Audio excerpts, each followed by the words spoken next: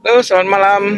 Saat ini kita sedang berada di Kalasua Cafe bersama tokoh Medan Utara, Bang Rion Arios SHMH.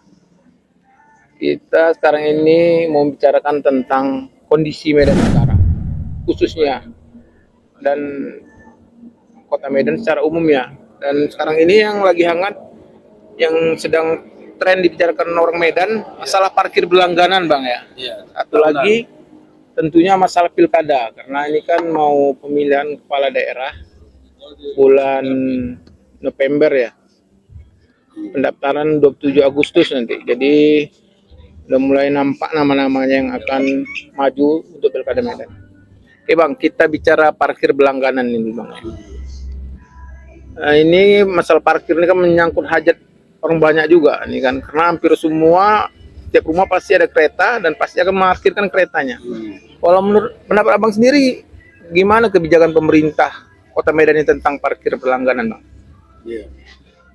Pertama, terkait dengan parkir ini sudah ada perda yang dikeluarkan oleh pemerintah daerah Kota Medan, Pemko Medan ya. ya, nomor 1 tahun 2024. Ya, di sana disebutkan tentang retribusi parkir dan pajak perparkiran. Nah, ada dua hal ini.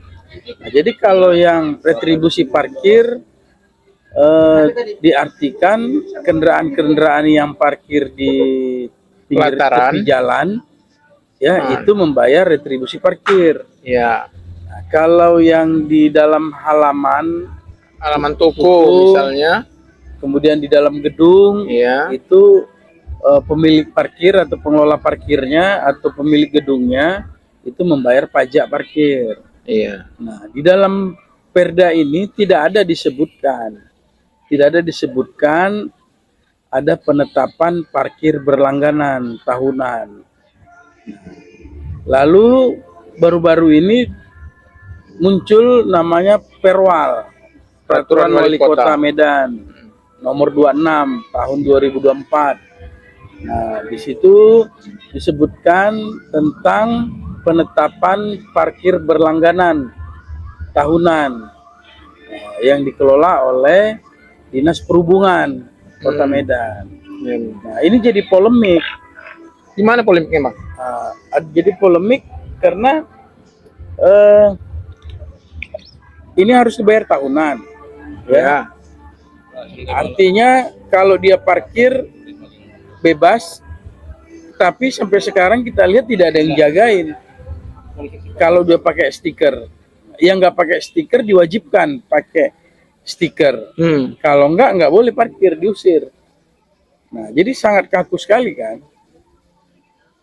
Jadi kalau ada orang mau parkir, dia nggak punya uang 130.000, akhirnya dia nggak bisa parkir di tempat itu. Atau dia orang dari luar kota,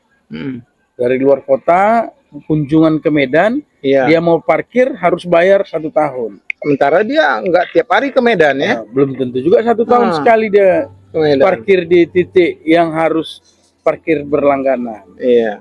Nah, ini kan Apakah boleh dia nggak boleh parkir di Medan gitu ya kan? Iya, Gara-gara nggak bayar. betul. Terus apalagi ini kan seperti diwajibkan sama mereka, Sama Pemko. Dinas Perhubungan, ya, dalam hal ini Pemko Medan. Iya. Nah, ini menjadi polemik. Begitu juga sepeda motor. Baru-baru ini kita lihat sepeda motor yang parkir itu diangkutin ke mobil, Dibawa. seperti dirampok, dia kan merasa dirampok. Kan? Itu pernah kejadian tuh Bang ya? Iya, kejadian, dan disuruh ambil di Dinas Perhubungan. Ini kan merugikan, menyusahkan. Sudah masyarakat hidup sulit, makin sulit lagi. Padahal ini kan harusnya sanksinya ya mungkin sanksi denda kan. Iya. Nggak mesti dibawa juga ya kan? Kalau dia punya urusan misalnya kan jadi terbengkalai urusannya karena mau beli obatnya dia ya kan? Iya. Macam hal lah. Atau mungkin bisa dicatat alamatnya, nanti petugasnya datang ke rumahnya kan bisa. Kalau di luar negeri itu kan kalau ada pelanggaran ya dibiarkan aja, tapi besok surat tilangnya datang. Bisa gitu ya kan? Iya. Di Malaysia misalnya kalau ada sanksi denda dan lain sebagainya. Dan apalagi perwal ini kan harusnya disosialisasikan dulu, baru diterapkan. ini baru diterapkan. Ini udah diterapkan tanpa Iya, setelah sosialisasi masyarakat yang- mengetahui semua dan disebutkan titik-titik mana saja yang harus parkir berlangganan, mana yang jadi masyarakat bebas. tahu. Hmm. Oh, di sini nggak bisa parkir karena harus berlangganan, jadi nggak sempat parkir. Atau ada tanda gitu taruh di situ ya kan. betul. Atau ada tanda. Ini kan jadi merugikan. Nah, jadi harapan kita ya apa yang kita baca di media sosial kan ada yang akan mengajukan gugatan PT UN ya kan Iya. untuk membatalkan perwal tersebut. Ya, ada juga permintaan masyarakat agar wali kota, dinas perhubungan Membatalkan. itu dipanggil ke DPRD ya dalam RDP Mengevaluasi. mempertanggungjawabkan apa yang mereka lakukan yang udah merugikan Masyarakat warga Kota Medan maupun warga di luar Kota Medan yang datang ke ke Medan. Medan. Nah, jadi hal-hal ini ya janganlah ya, jangan memberatkan lah. Kalaupun nanti ini kan kita juga mau pemilihan wali kota Iya. kan, janganlah kita punya wali kota yang seperti ini. Itu bisa mempengaruhi kunjungan orang di luar Medan juga untuk datang ke Medan, Bang ya. Iyalah, udah pasti. Apa ya di situ parkirkan kendaraan gitu. Ah, nggak punya stiker gitu ya. Iya, nggak jelas pula lagi kan. Tanda-tandanya tadi kan nggak. Iya. Berarti kesimpulannya menurut Abang Pemko Medan ini belum siap menerapkan parkir berlangganan. Ya, Perangkatnya belum siap, SDM-nya belum siap gitu ya. kita bukan menolak apa modernisasi Iya. atau Kita sepakat kemajuan dengan ya, itu ya, atau Bang. sistem yang lebih canggih, lebih modern elektronik. Bukan, Iya, parkir. kita nggak menolak itu. Kita sepakat dengan Nah, itu ya. kita nggak boleh juga menentang perkembangan zaman ini kan. Iya.